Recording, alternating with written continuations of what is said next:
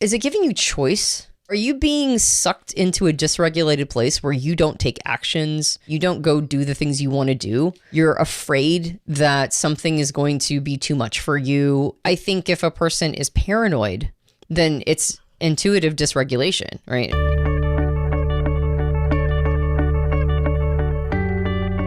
Hi, welcome back to the Personality Hacker Podcast. My name is Joel Mark Witt. And I'm Antonia Dodge. So we are wrapping up a short series talking about self-regulation. Mid-side series.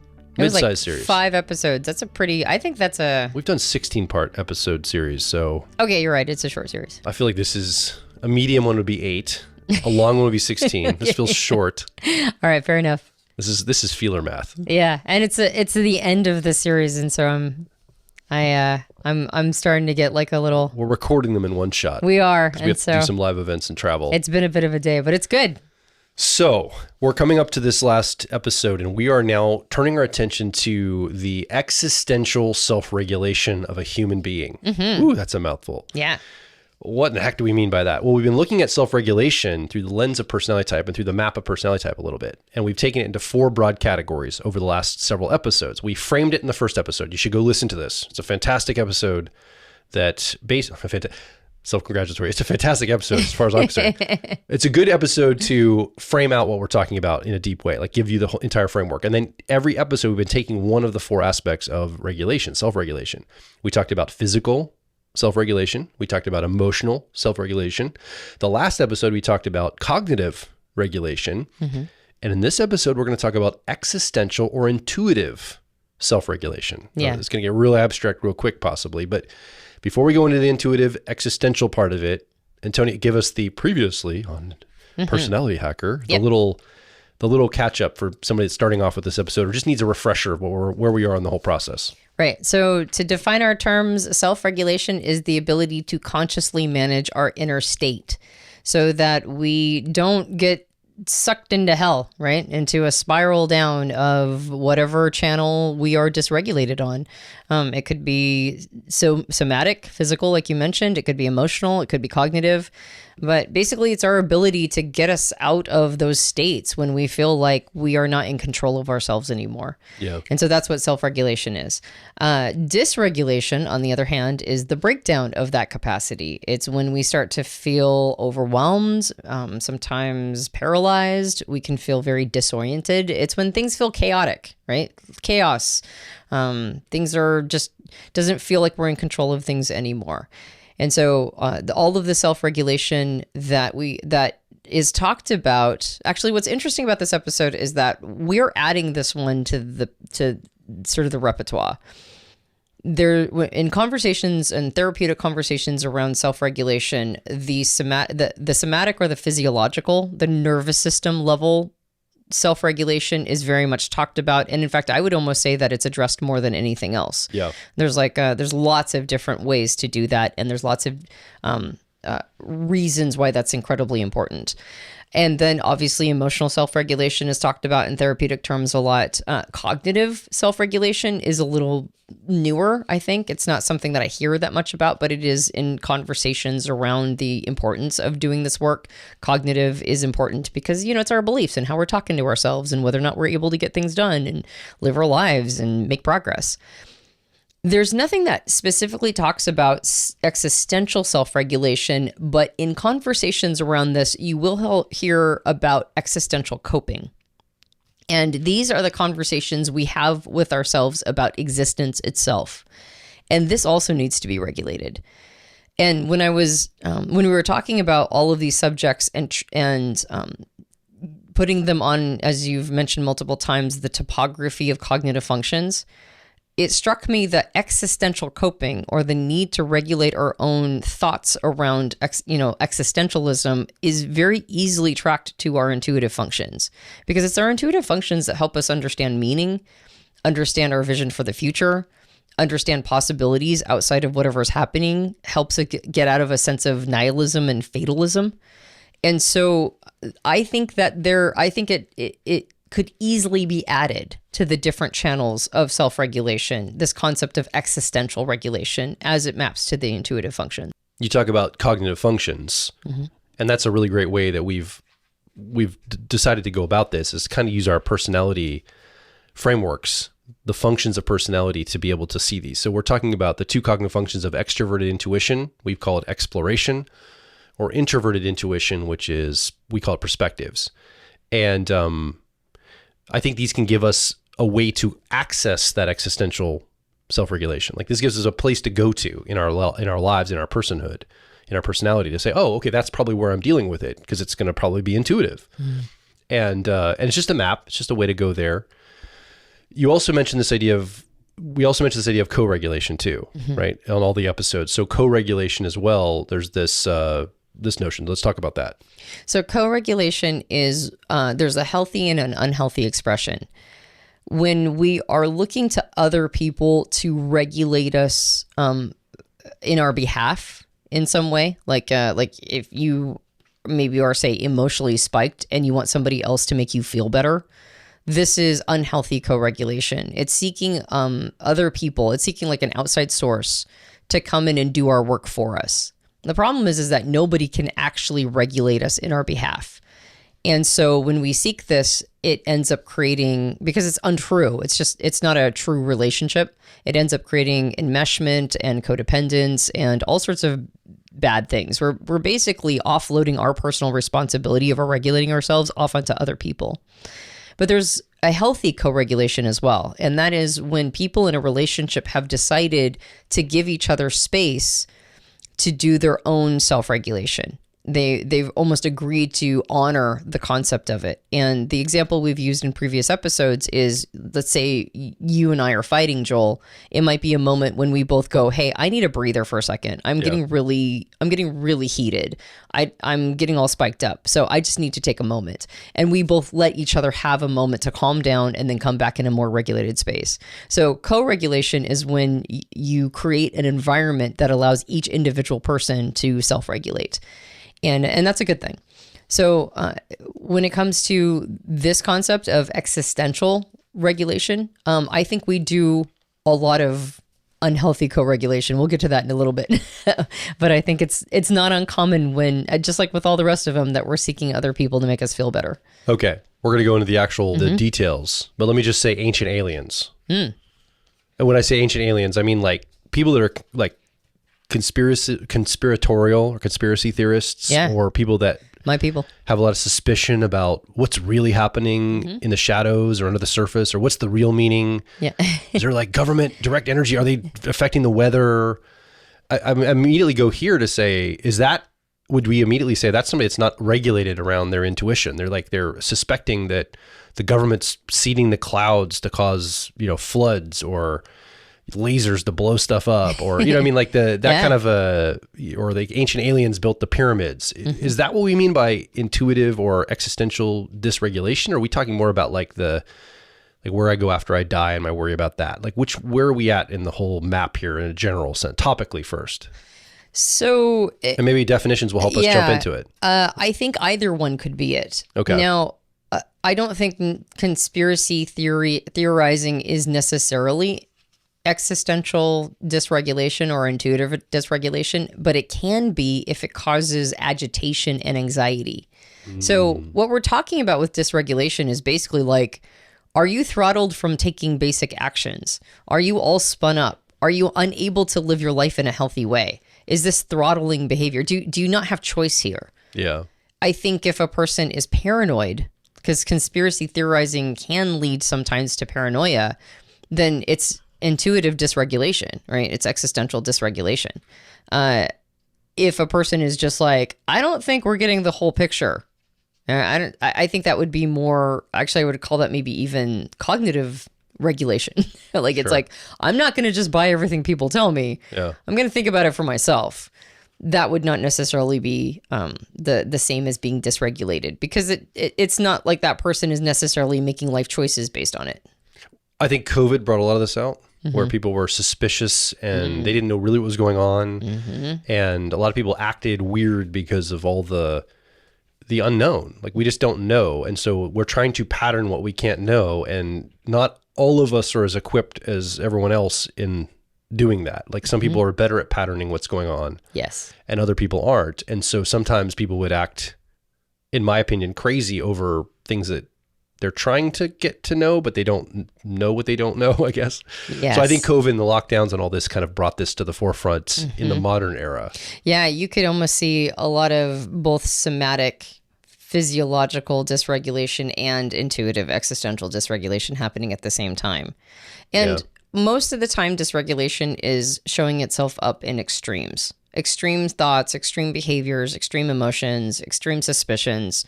Anytime you see something that's extreme, you're probably dealing with a dysregulated person on some channel. And so it's like, again, I'm not necessarily saying if somebody thought, well, I thought the whole thing was a hoax. Or if somebody's like, no, it was serious. Like I lost loved ones to it.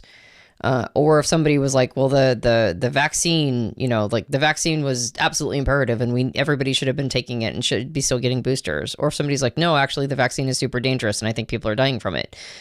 Like which one is right?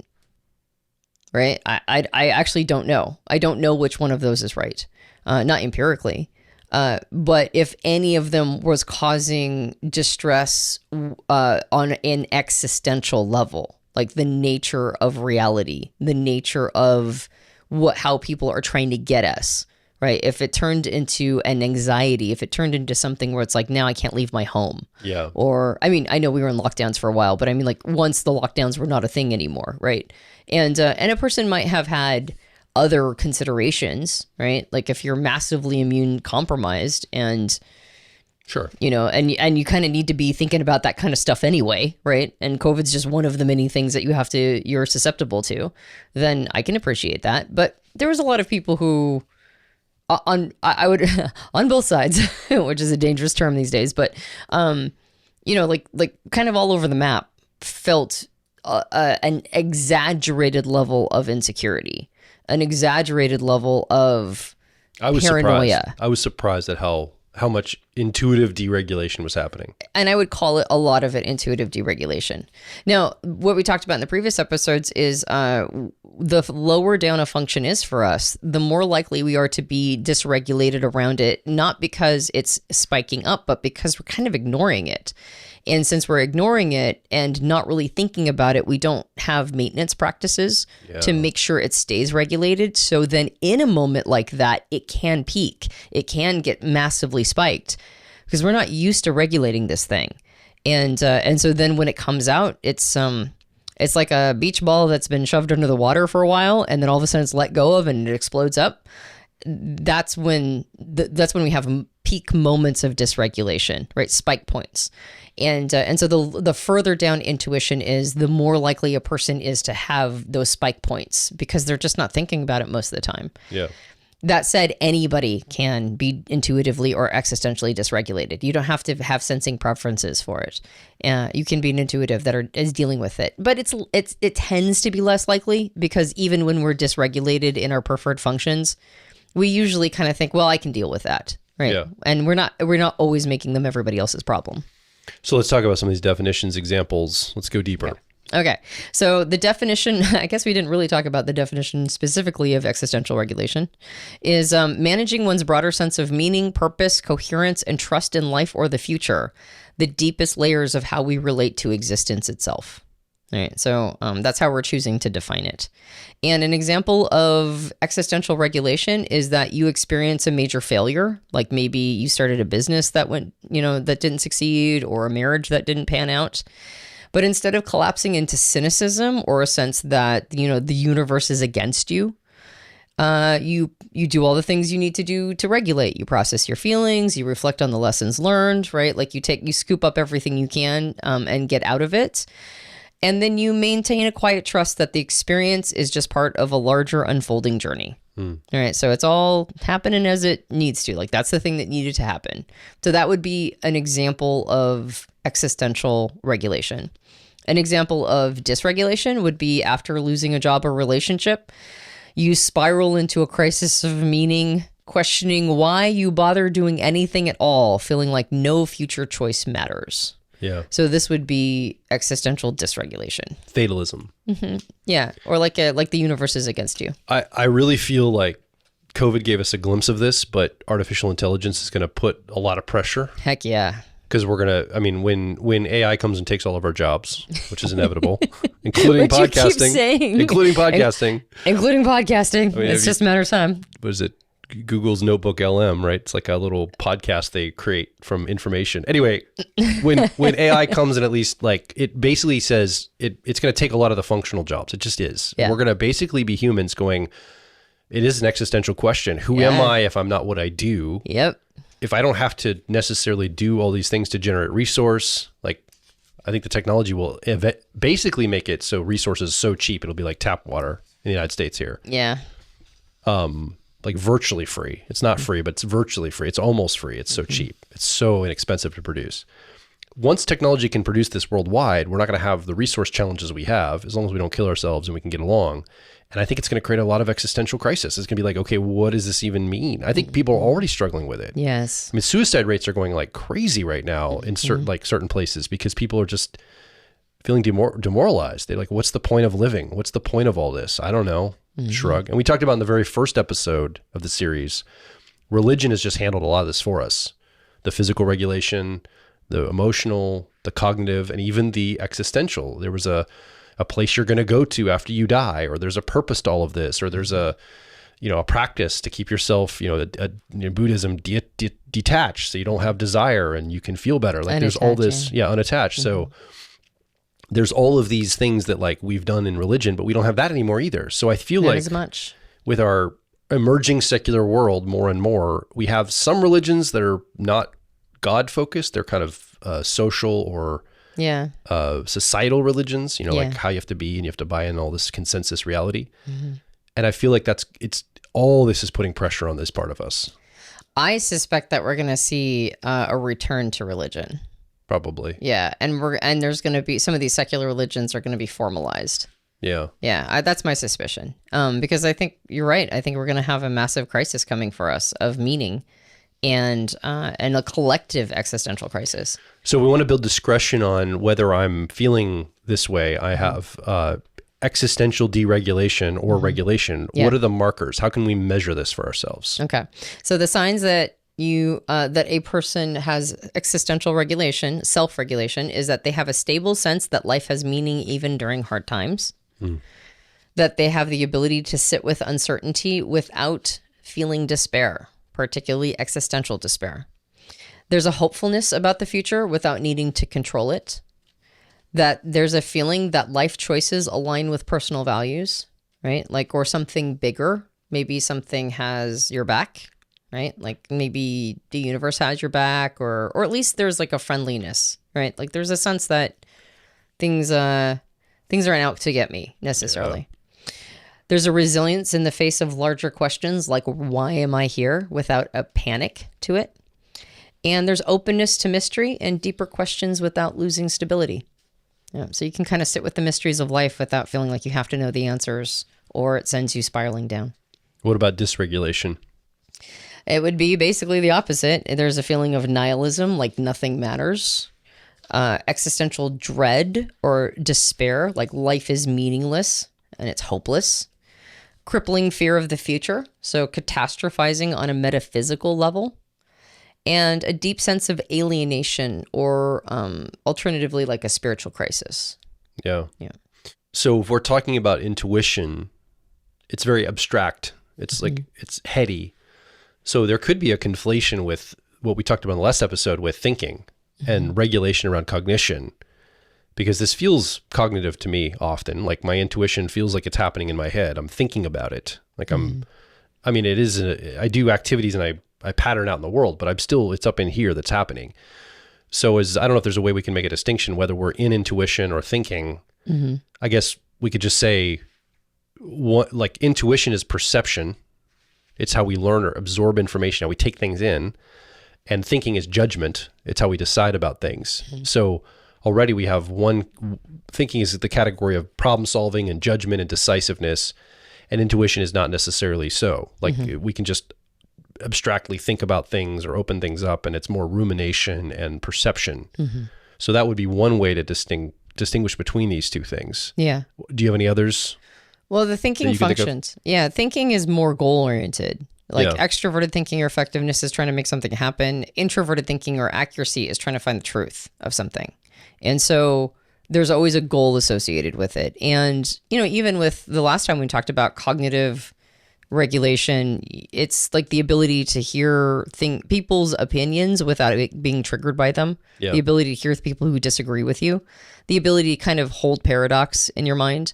But this is not necessarily it's your beliefs, but they aren't necessarily tied to something metaphysical, right? This is not like faith would not come into a cognitive regulation. The idea of,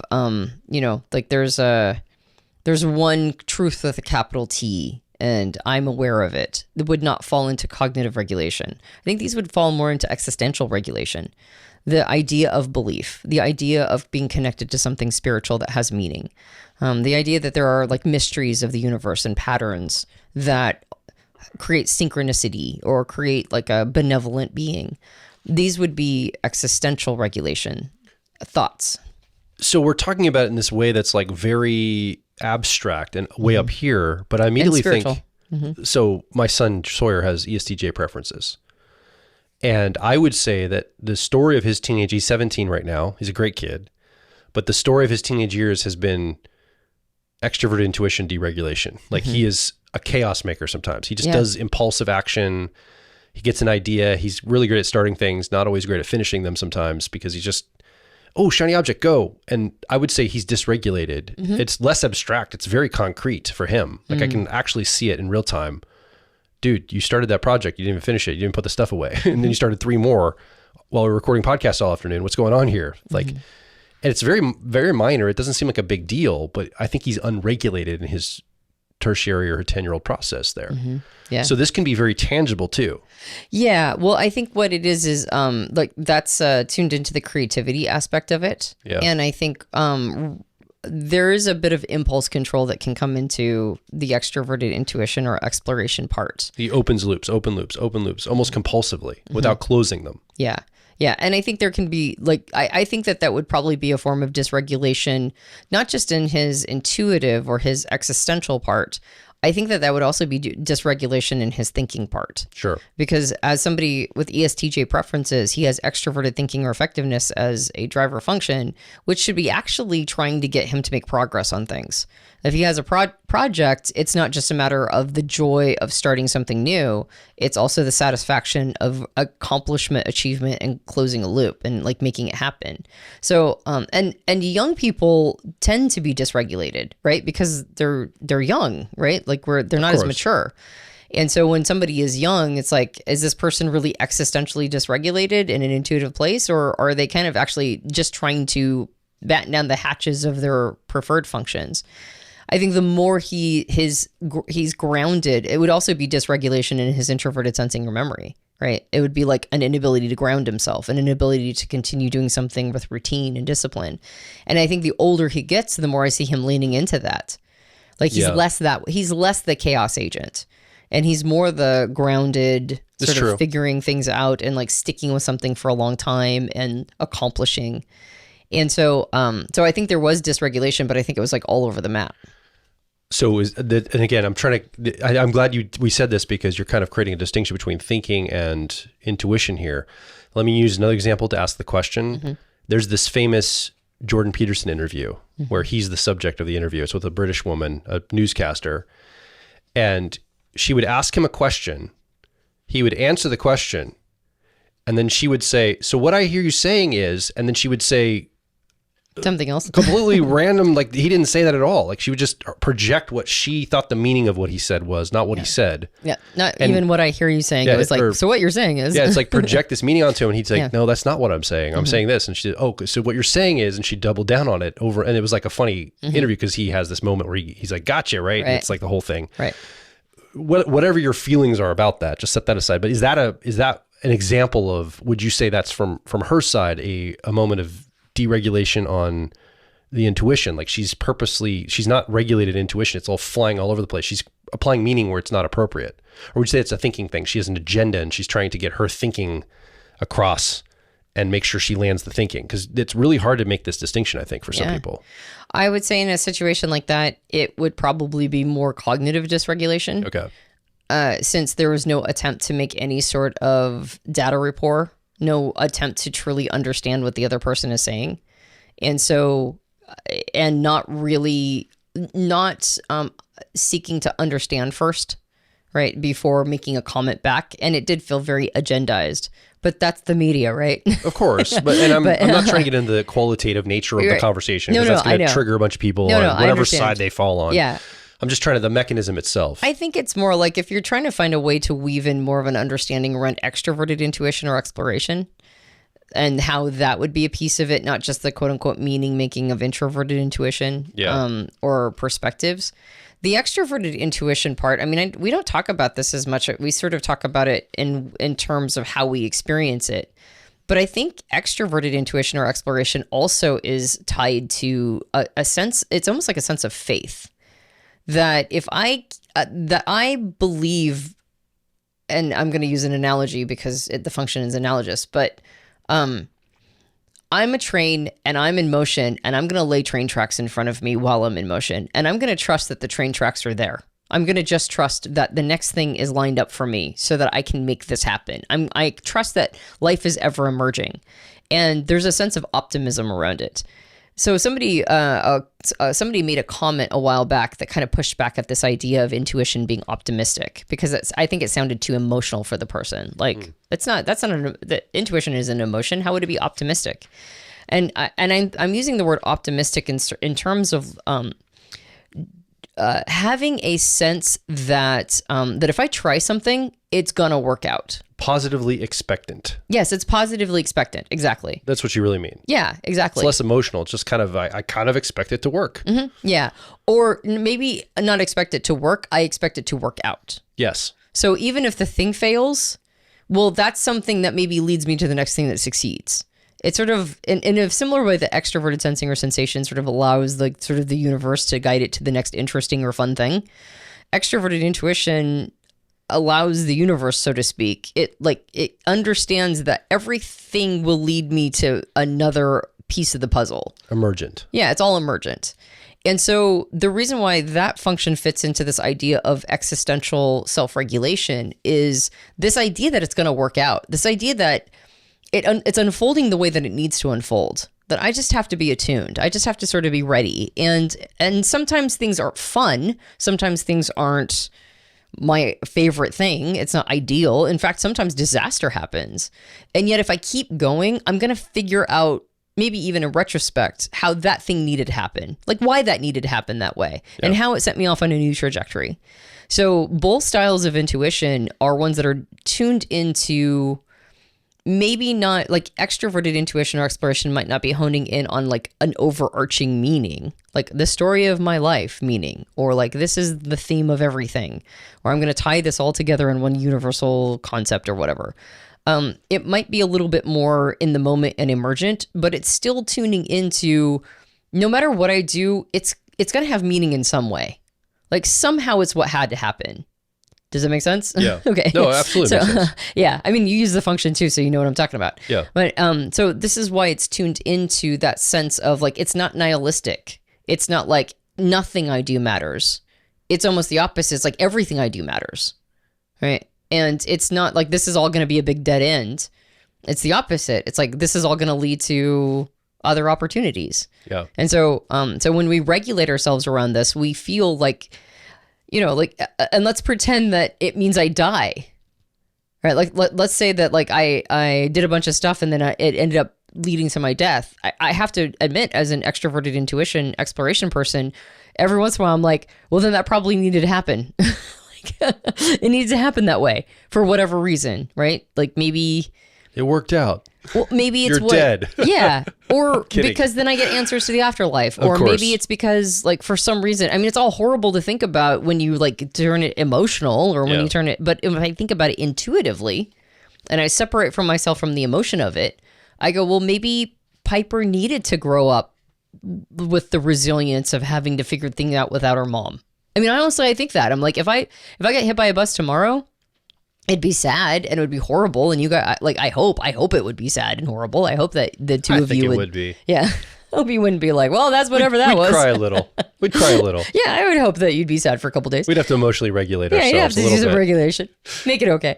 But I mean, like, I just kind of always expect that that's what needed to happen. Somehow. It's going to work out somehow. Yeah. So, so I think that's and that might even sound overly idealistic or optimistic. Like it might sound like unreal. Yeah. And it might be. But it also means that it allows me, I mean, at the end of the day, all of this self-regulation really, what it means is that, is it giving you choice? Like, are you being sucked into a dysregulated place where you don't take actions, you don't take chances, you don't take risks, you don't go do the things you want to do? You're worried all the time. You're afraid that something is going to be too much for you in some way. I think when we're dysregulated and we're looking for the outside world to save us in, and whatever channel that is, fundamentally what that is I don't think I can handle much. Yeah. I've already got too much inside of me that is unprocessed. So I need somebody else to do it for me. And I think when it comes to intuition, even if you're not right, even if it's faith-based, right, whatever that means, is it giving you choice? Is it giving you a sense of freedom to be able to take actions in your life? Well, then you're in a regulated space. Let's talk about that, because it seems more obvious how we would outsource our physical, our emotional, or our mental. How in the world are we outsourcing? Like, how does this look if we're outsourcing this to try to get others in the outside world to regulate our existential self-regulation? Yep. So you already mentioned one in terms of religion. Now, I think religion can provide us meaning, but if we overly align with a religion to give us to do it for us, like I remember in the religion I grew up in, people would frequently say things like, well, if I wasn't in this religion, I'd be in a ditch someplace. Right? I'd definitely be in a ditch. You said growing up, same deal. And it's like, I think that's outsourcing your existential regulation to assume that if you didn't have this thing, you'd be in a ditch. like I think that's a piece of it. So that would be an example. Yeah. Seeking authority figures, like a leader, a teacher, a partner, to give us meaning or certainty about what life is for, so we don't have to wrestle with it ourselves, right? So somebody else gets to tell us. Idealizing or idolizing other people is also existential outsourcing. A lot of this is cultish, like a figure in a cult that has a lot of religious overtones that's outsourcing all of this. That's what I'm seeing emerge. Yeah. Treating someone else as the source of meaning, hope, or salvation and putting existential responsibility on them. I mean, you could do this as a Taylor Swift fan, right? If your entire world is like, you've got nothing but pictures of any rock star or any musician or any celebrity.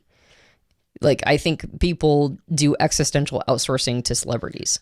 Or being one note about maybe a social issue or a social cause. Like, this is the end all be all, the thing we should all be standing for. And it's like one note, but it doesn't, it's like you buy the meaning too much and you expect everybody else to as well. Maybe.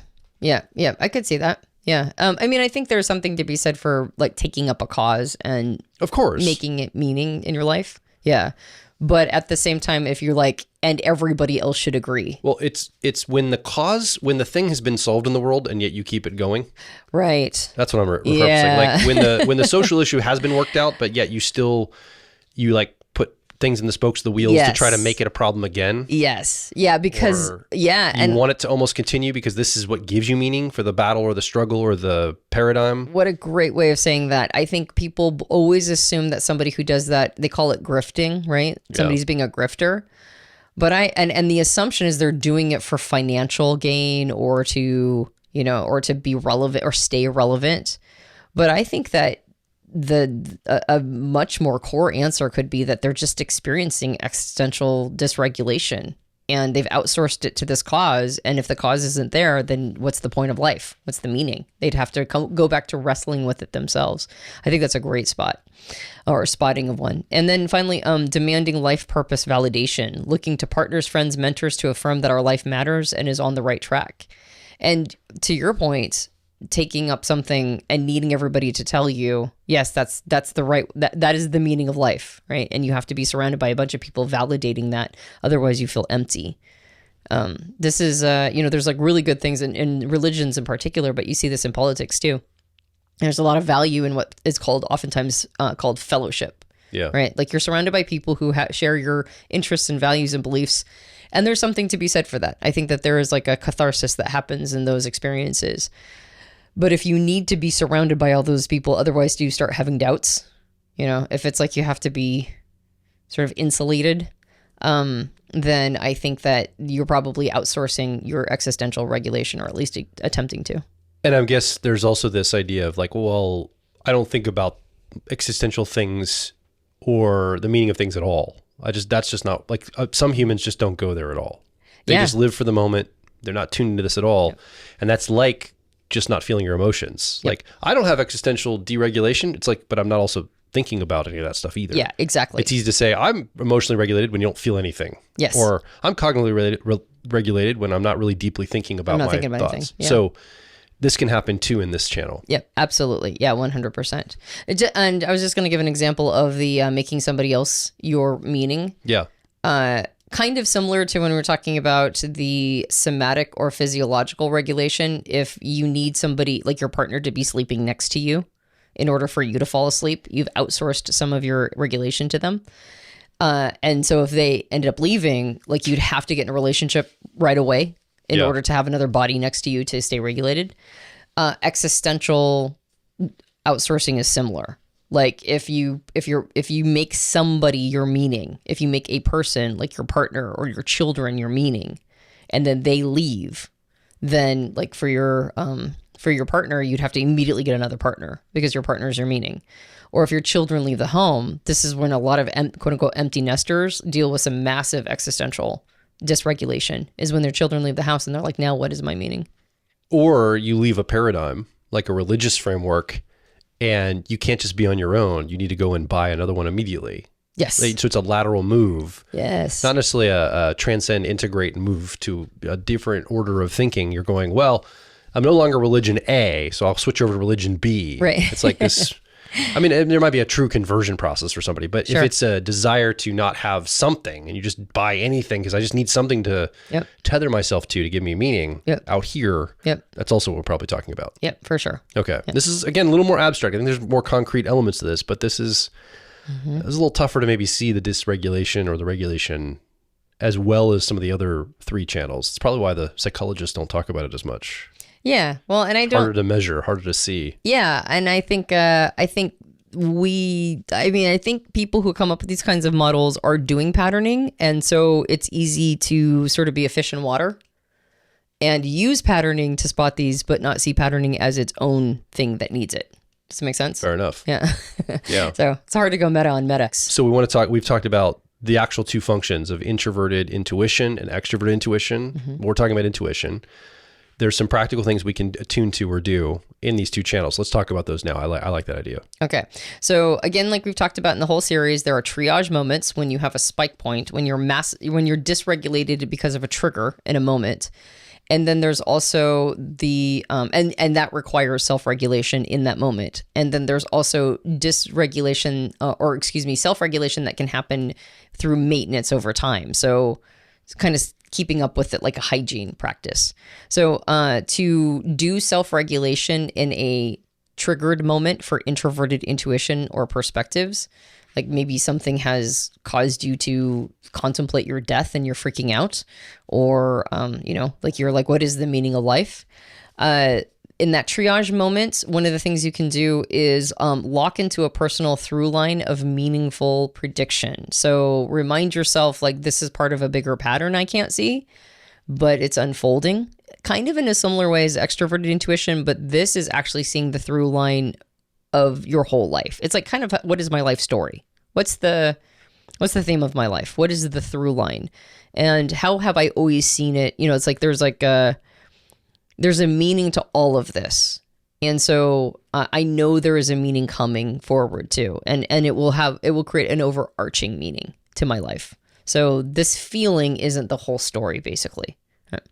For a maintenance practice, it's journaling or doing visionary practices. So regularly connecting with your long-term goals or future visions to stay oriented to why you're doing what you're doing, right? Like, what's my trajectory? Where am I headed into the future? Introverted intuition or perspectives runs a simulation of likely outcomes depending upon the choices that we make. And so staying connected to that, staying connected to the vision that you're going towards the future. And there's a lot of people who aren't even thinking about that. They're not thinking about it at all. But there's also a lot of people not questioning their beliefs, and there's not a lot of people doing emotional process and release. It's like, it's not easy. If it was easy, everybody would be doing it. And yet this is a thing that allows you to stay connected to all of this and make it so that you're less likely to have those triggered spike lines of what's it all about. Yeah. So that's the introverted intuition perspectives side of it. But we're going to talk about the extroverted intuition. Can I talk about the co-regulation first? Oh, yeah. Yeah. Co-regulation. Okay. Yes. So there's a healthy co-regulation version as well. So if you're in a partnership with somebody or have a relationship, you can reflect together on the meaning of the relationship, but also your future direction. So what's your shared vision? What could this become? Right? How are we doing this together, particularly in partnerships? Yeah. So. Well, now you can go to extroverted intuition. Okay, now I'll go to extroverted exploration. intuition. Let's do it. All right. So if you have a spike moment there, meaning that you might have, oftentimes dysregulation happens in this function when you think that you're trapped, when you think that there's no possibilities, when you think you've tried everything and it's not working out. Ooh, that's a good one. Yeah. And that's, and then it's like, oh, I guess the fates are against me in the universe. There's hopelessness. Right. In that triage moment, you can, invent a new possibility for what could happen next, particularly in asking yourself the question, what's another way this could turn out? Right. So I almost think of it as a conversation, like multiverse conversation. Right. What's all the different ways that this could go? And then the idea that the disaster could actually be an opportunity in disguise. Right. Like there's a silver lining. And man, that has gotten me through so many dark times. So many dark times when I've thought like this is literally the worst thing that could happen to me. Yeah. Right. It's never the worst thing that can happen to me. The worst thing that can happen to me is probably something related to Piper getting really ill or dying or something. That's actually probably the worst thing. Or you. But there have been very traumatic things that have happened and just going like, how can I even deal with this?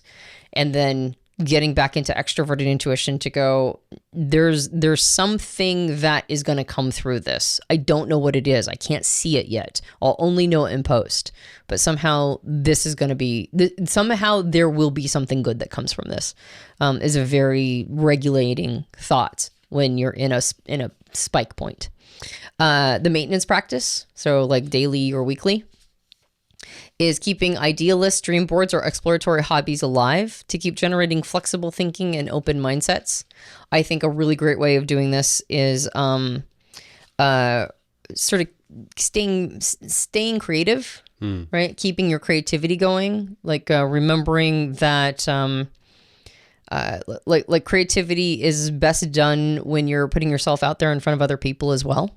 So being creative in front of others, I think, is really important. And that's usually when the opportunities start popping up. Yeah. And then finally, co-regulating is, in a healthy way, is brainstorming possibilities together in a playful way with someone, right? Yeah. Particularly your partner. So when you're feeling, when you feel the need to regulate around existential, like you're like, I don't know what the future is going to hold. I just kind of need to feel a little better about it. Can we think about some whiteboard or blue sky ideas without judgment and just getting into a brainstorming session? I think those are great ideas. I think there's a lot more we can unpack. Mm-hmm. I want to talk about kind of last thoughts in a moment here, but I want to take a quick pause just to say, you've been listening along. If what we've been talking about in this series is resonant with you, this idea of using your personality as a map to find these parts, because probably you have some things that don't need to be as regulated as others. I think that's for me. I have like part of me that needs a lot more attention than other parts. And it's a personality related a lot of times. Like I'm more certain in areas and I'm less certain in other areas. In fact, I have shadow parts of me, and you do too listening, that affect you from the shadows. They're pulling your chain. They're secretly influencing your results and what's happening in your life without you maybe even knowing it. And some of this regulation lives in that shadow. And it's really important that we can, I think, to use personality type, not just to label or to do the typology of it, but also the topology of it, to understand where these parts are, like a map. So I recommend if you're resonating with this, we have a program called Personality Life Path. It's an 8-week program online that goes each week into one of the cognitive functions, a small group of people. It's all one, very personal, like one-to-one attention from us, myself and Antonia, and a very small group of people of like minds like you. Each week going through, we start with the sensing functions and we work up to these intuitive functions at the very end. And we talk a lot about meaning making and a lot about patterning at the very end of this on week 7 and week 8. And then we go to a 3-day event where we create a systems map of your life based on the audit you've done. We really tune into where your relationship is with all these functions in your life, create a systems map, and then steps to take next in your life based on what you need to attend to. And some people have things that they need to regulate more around. Some people have things they need to make goals around. It's really for optimization or goals and achieving what you want in life. And it's really great for people in transitions or people that are trying to start out in something new, right? If you're in a transition moment, this particularly transitions as well. But even if you're starting out in your life, like you're young and you're starting out, sometimes it can help map all the areas that are available to you and what to do next. It can get clarity, it can give focus and give direction. I think it's really, really powerful for those things. And I can't speak highly enough for that program. Myself and Antonia have been doing this for a few years with small cohorts. I wish we could scale it bigger. I think it changes lives. People report that. They continue on with coaching afterward. I know that they keep reporting like this is so powerful. I want it to be powerful for you too. So if you're listening and this resonates with you, come over to personalityhacker.com and see if we have an open enrollment for our Personality Life Path. We're going to try to offer these more often now because I think it's really affecting people in a positive way. And I think especially if you're in a transition, maybe a career transition, relationship transition, or some other type of big move in life, this is the thing that I think I would like to attune you to. So come over to personalityhacker.com, check it out. Now let's wrap this up and talk about last comments. How do we tie this all together? The whole series, but also intuition. Yeah. So I think the final thoughts I have on all this is the first thing I want to say is what I've been effectively repeating throughout the entire series, like do yourself a favor and accept the responsibility of self-regulation. It's really easy to outsource it to other people. And it feels unfair that other people have caused us trauma or we have been traumatized by experiences in our life. And now we have to do all the hard work of self-regulating. We have to do all the hard work of like disciplining ourselves and staying attuned and processing, our feelings and processing our thoughts and, making sure that we're being healthy and making sure that we're also staying connected to the outside world. It's a lot, right? All of this maturity and personal development is a lot. And it's seriously the best thing you will ever do is taking responsibility because nobody else can regulate you. Nobody else can regulate you in your behalf. And as long as you try to outsource it and try to give it to other people, you will just be disappointed time and time again. Not because the people are disappointing, but because you are asking them to do something that is literally impossible. Nobody else can regulate you for you. Now, if you find a healthy relationship, you can co-regulate in a healthy way, which simply means that you're supporting each other's self-regulation. That's all that means. It doesn't mean they're doing the work for you. It just means that they understand how important it is. So they'll respect and honor the fact that you're trying to do it. And there'll be a lot of mistakes. There'll be a lot of like, I thought I had regulated my emotions and here I am blowing up. Or I thought I'd regulated my my thoughts or cognition. And here I am like thinking really bad things about myself. And I have all these limiting beliefs, right? And so obviously it's a work in progress. Obviously it's a lifelong desire goal to do proper self-regulation because we're learning about ourselves all the time. But in each one of these channels, taking responsibility for this means it's like greater health. It means a better relationship to yourself. It means higher quality belief structures and not having such like rigid black and white thinking that actually causes a lot of suffering and a lot of relational problems. It means feeling like, it's going to be okay. Right? Like no matter what happens, it's probably going to be okay. Like it's all net positive, all of it. So I think my final thoughts are just, it's hard, and I appreciate that, and I recognize that. And especially in the functions that we don't favor, it's very difficult to do regulation in those. It's very easy to ignore and neglect them.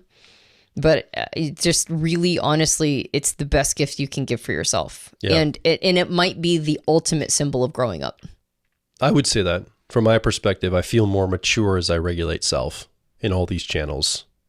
So I can definitely agree to that. Okay. So while you're over at personalityhacker.com, signing up for Personality Life Path Mentorship, just kick over to this podcast and just take a moment in the middle of your registration for that. Come over here and leave a comment or ask a question, or more importantly, share your story directly below this episode. Let's get a conversation going around this. We've done this series. You've heard all the episodes, hopefully. If you haven't, go back and listen to the others. I think they're really cool building blocks for this one this week. But let us know what you're thinking. What's coming up for you? What are you struggling with in this? Let's have this conversation. Let's get this dialogue started. Yeah. And let's understand how we can continue to self-regulate these areas of life as we move forward together, not doing it for each other, but like you said, Antonia, there's a support. There's a honoring, a deference, and a realization that we're all in this together and we all have to do this work. Yeah. So. Yeah. And thanks for sticking with us for the whole series of all 5 episodes, if you did. All right. If you enjoyed the episode and the series, you can subscribe to us on Apple Podcasts and a variety of Android platforms. If you leave a rating and a review, the review is the important thing, on Apple Podcasts or wherever reviews are taken, then I would feel super grateful. And I read every single one that I can find. And we have a video podcast. You might be watching us right now on YouTube. And if you are and you enjoyed it, you can like, subscribe, and hit the bell for future episodes. It'll let you know. And you can also leave a comment under this video of your thoughts. And like Joel said, questions and comments. My name is Joel Mark Witt. And I'm Antonia Dodge. And we'll talk with you on the next Personality Hacker podcast.